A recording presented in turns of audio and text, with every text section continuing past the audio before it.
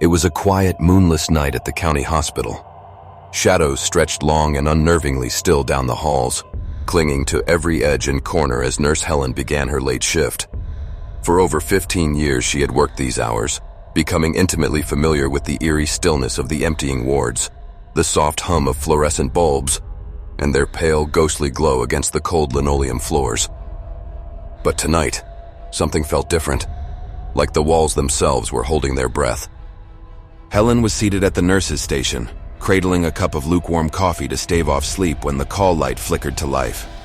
Its dull, amber glow sent ripples across the dimly lit station. She squinted at the screen. Room 307. Her heart gave a betrayed skip. That room. It had been vacant for weeks. The last patient to occupy it, an elderly man named Mr. Langley, had passed away just 3 nights ago. Memories of that night rose unbidden, Mr. Langley's frail hand clutching hers, his sunken eyes fixated on a point beyond her as though he saw something lurking just out of view. His voice, trembling and weak, still haunted her ears. He's here.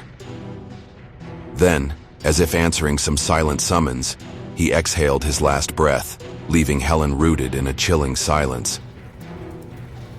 Coincidence, she muttered to herself, though her voice sounded thin in the empty room. Gathering her clipboard and her nerve, Helen made her way toward room 307, each footstep echoing like whispers against the sterile walls.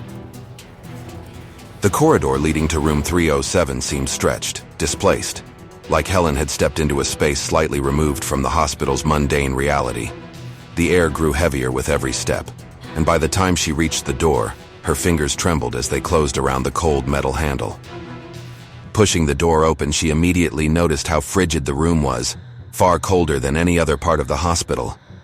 The icy air bit at her skin, and she caught a sharp metallic scent, like rust or old blood, clinging to her nostrils. The bed stood in the center of the room, sheets perfectly made, belying any recent use. But as Helen stood frozen in the doorway, an unmistakable sound reached her ears. The faint rustle of fabric, as though someone had shifted under the pristine covers. Her breath stilled, every instinct urging her to leave. But compelled by an invisible force, she stepped further inside and reached for the light switch. The overhead lights flared to life, chasing shadows into the corners. The bed was glaringly, tauntingly empty, yet Helen's blood froze at the sight etched into the mattress. Despite the untouched sheets, there was a clear depression, the unmistakable imprint of a body. Someone, or something, had been lying there moments before her arrival. She stepped back, fighting the urge to flee.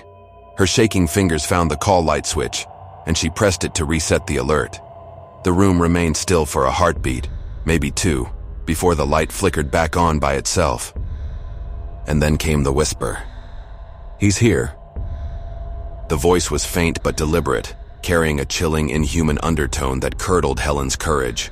Her legs tensed, ready to bolt, but her body refused to obey. She turned sharply, scanning the room for the source of the voice, but she found only heavy silence and an oppressive stillness. Yet she could feel it, a foreign presence lingering in the room, watching her, studying her. The air thickened like invisible arms coiling around her torso, clawing at her breath. Her pulse thundered in her ears as she found herself staring wide-eyed at the empty bed. Then, as swiftly as the chill had descended, it lifted. The biting cold ebbed away, replaced by stale hospital air, and the suffocating weight evaporated from her chest. The call light flickered off, leaving an unsettling calm in its wake.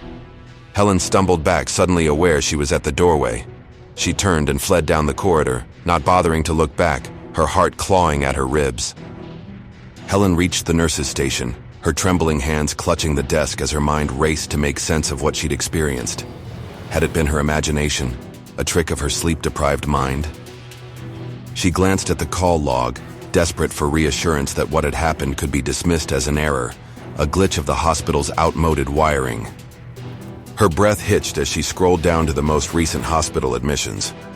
Her vision blurred when she saw the name scrawled neatly alongside room 307. Langley Albert, Helen's fingers hovered over the name, icy tendrils creeping down her spine yet again. She swallowed back bile as fragmented thoughts clawed at her sanity. Mr. Langley was dead. She had been there, had watched his life leave him. Yet his name stared back, impossible but undeniable. Room 307 had been checked out to him earlier that morning. The fluorescent lights buzzed overhead, their steady hum now eerily menacing.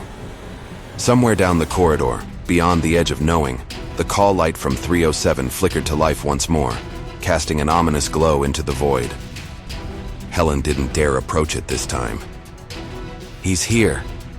The whisper seemed to echo faintly in her memory, though she couldn't be sure if she'd heard it again, or if it was only in her mind, feeding on her fear.